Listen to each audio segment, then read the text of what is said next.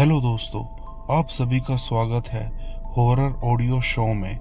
और आज की कहानी एक सच्ची घटना पे आधारित है। और अगर आपको ये कहानी अच्छी लगे तो चैनल को सब्सक्राइब करें और वीडियो को लाइक करें। हम हर वेडनेसडे आपके लिए ऐसे ही दिल दहला देने वाली कहानी लाते रहेंगे। आज की कहानी है जिम कॉर्बेट नेशनल पार्क के ऊपर। सब लोग वहाँ जंगल सफारी, टाइगर और नेचर के लिए जाते हैं, पर वहाँ के लोकल लोग एक और चीज के बारे में धीरे से बात करते हैं। अंधेरा जो जंगल के बाद भी खत्म नहीं होता।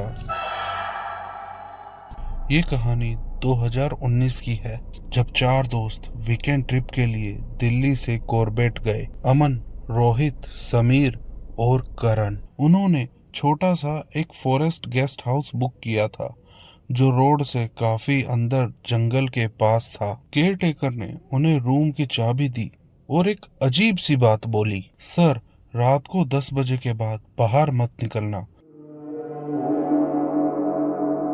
जंगल सेफ नहीं है। अमन ये सुनकर हंस के बोला, भाई, टाइगर से डरने वाले नहीं हैं हम।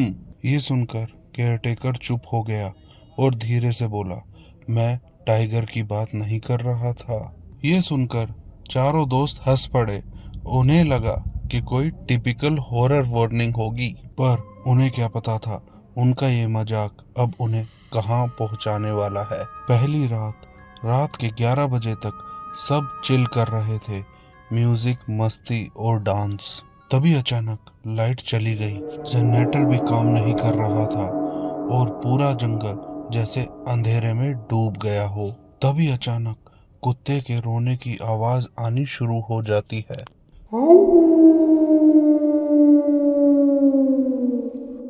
तभी समीर अपने मोबाइल की टॉर्च ऑन करता है और उस मोमेंट पे चारों दोस्त बस एकदम चुप थे, क्योंकि बाहर से किसी और के चलने की आवाज आ रही थी, जैसे कोई सूखी पत्तियों पे चल रहा हो।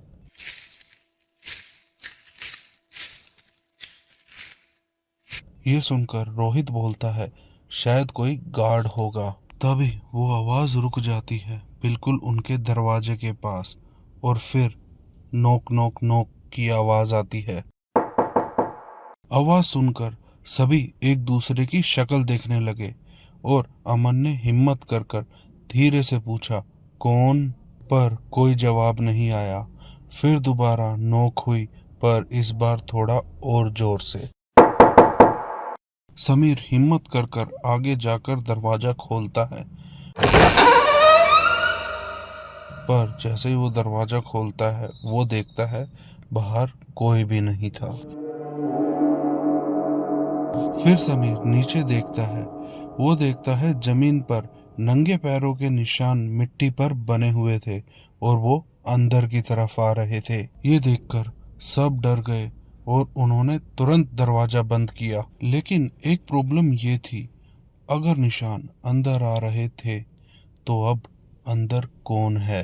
रूम के अंदर बस एक डिम टॉर्च लाइट थी। उन्होंने वो टॉर्च लाइट उठाई और ध्यान से सारे कॉर्नर चेक किए, लेकिन उन्हें कोई नजर नहीं आया। फिर अचानक से कमरे में एक स्मेल आने लगी, जैसे गीली मिट्टी और कोई सड़ी हुई चीज की। फिर अचानक बाथरूम का नल खुद से चालू हो गया। पानी तेज बहने लगा और करण ये सुनकर चिल्लाया और बोला, भाई, ये क्या हो रहा है? समीर भाग के बाथरूम की तरफ जाता है और जैसे ही उसने दरवाजा खोला वो देखता है अंदर कोई नहीं था, लेकिन मिरर पे लिखा था, जाओ यहाँ से।